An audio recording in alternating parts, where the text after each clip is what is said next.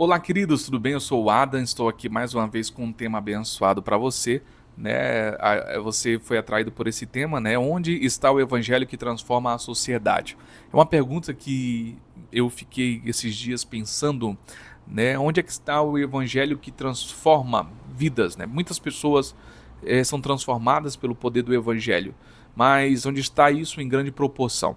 Você vai já entender o meu questionamento. Eu espero que você não me julgue antes de eu expor a minha ideia aqui, né, neste vídeo. Eu comecei a me questionar dessa forma porque quando eu estava lendo novamente, eu sempre gosto de ler o livro Os Heróis da Fé. É um livro que eu sempre gosto de estar lendo. E quando a gente lê o livro Os Heróis da Fé, nós percebemos como o evangelho, ao ser pregado com poder e autoridade, ele impactava não apenas indivíduos, mas também as cidades, a sociedade em si. Então a gente percebe transformações, a gente lê o livro Os Heróis da Fé e a gente percebe que cidades eram transformadas, nações eram transformadas, pessoas mudavam de vida, de visão de vida, de tantas questões por conta da pregação do evangelho, do impacto que o evangelho causava.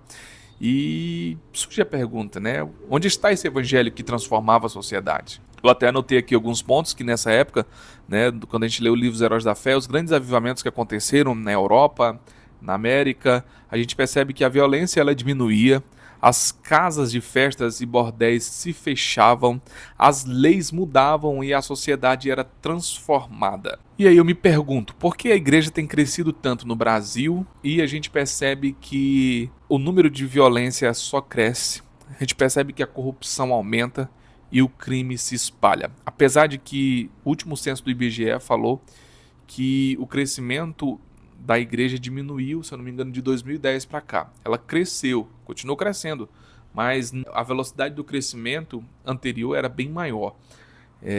Então, por que, mas apesar desse crescimento, a violência só cresce, a corrupção, a gente percebe, e o crime ele está se espalhando? Será que o evangelho que tem crescido realmente é o evangelho de transformação? É o evangelho que transforma vidas? Né? É realmente, porque só existe um evangelho, mas existem cópias também. Existem mentiras acerca do que é o evangelho. Isso que é a minha preocupação, porque se isso cresce, não há transformação de vida, não há mudança de vida, não há mudança de sociedade. O primeiro ponto em que entendemos é que o evangelho ele é poder de Deus para transformação, isso é bíblico. Então o evangelho é poder para transformação. O evangelho ele não é apenas uma mensagem religiosa ou emocional, ele é poder de Deus para transformar vidas e a sociedade. Lá em Romanos, capítulo de número 1, versículo 16, vai dizer que pois não me envergonho do evangelho, porque é poder de Deus para a salvação de todo aquele que crê. Quando o evangelho ele é pregado com a verdade, com unção e com compromisso, o evangelho ele gera mudança de comportamento. A pessoa muda de comportamento.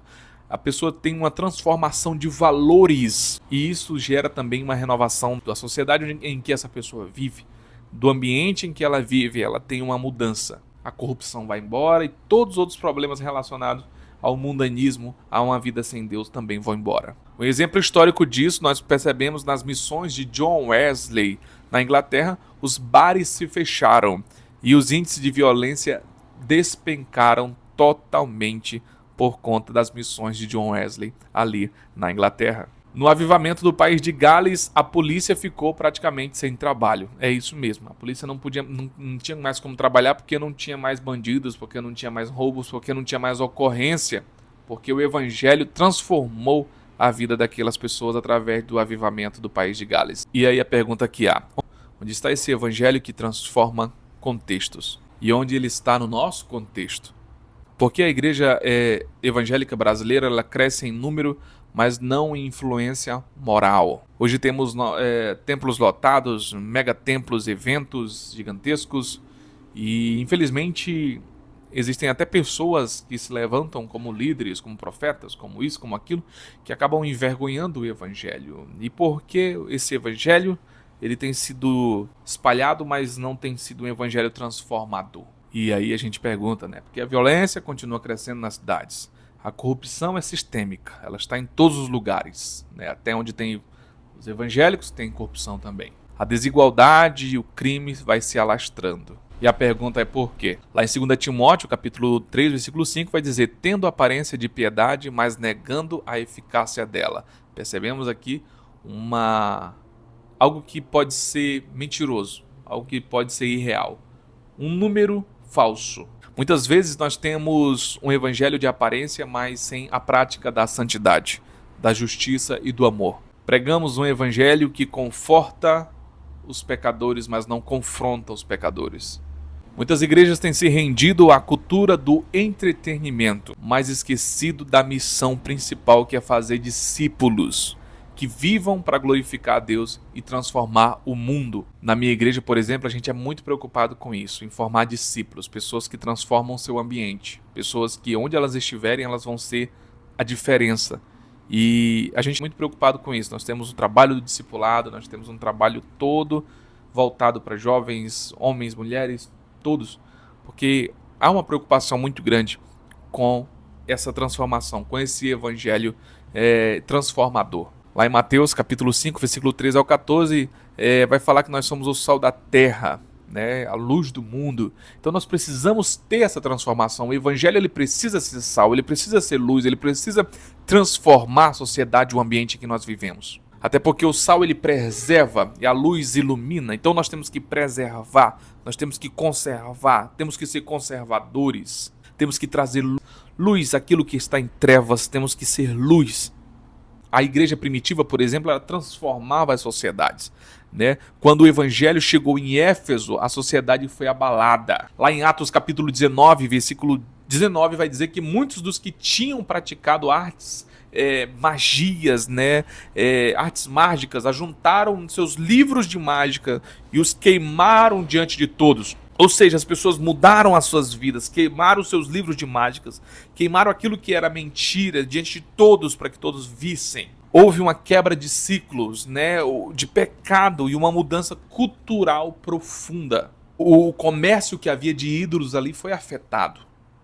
O evangelho ele mexia com a economia, mexia com costumes. E porque hoje o evangelho muitas das vezes é pregado de uma maneira tão fofinha e doce que acaba não transformando e não confrontando o pecado. Porque muitas das vezes olhamos para o pecador e ao invés de mostrar onde está o seu erro e onde é que o evangelho muda, nós olhamos para o pecador e dizemos: olá, seus lindos, seus maravilhosos, seus pontos fracos de Deus, e não mostramos o que o evangelho pode transformar de real em suas vidas. E eu te pergunto, o que nós precisamos fazer para voltar para esse evangelho?